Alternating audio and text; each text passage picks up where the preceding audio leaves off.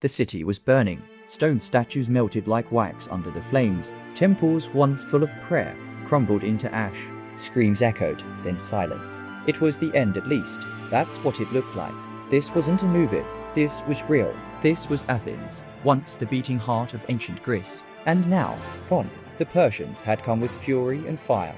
They tore through the city like a wave, crushing everything in their path. It wasn't just buildings that fell. It was pride, identity, a way of life. For a moment, it looked like Athens would disappear from history, just another name in the dust. But that's not what happened, because after the fires died out, the people didn't give up. They came back, not just to rebuild, to rise.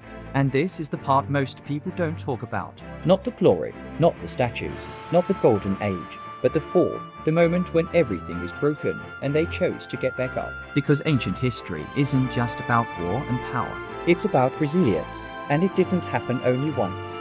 Flash forward nearly 1,000 years. Rome was on its knees. Barbarians stormed the gates. The empire that had once ruled the known world was now bleeding from the inside out. Greed, betrayal, corruption. It rotted the core long before the swords arrived. The city was sacked. People fled.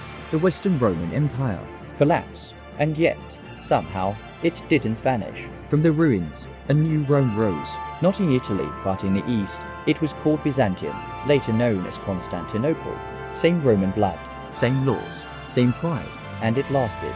Not for a year, not for a generation, but for 1,000 more years. Imagine that your world burns down, and you rebuild it stronger. For a millennium. But there's more. Back in Egypt, there was a city called Thebes, a city that ruled when pyramids were young. And yet, after drought, war, and internal collapse, it faded, abandoned, forgotten.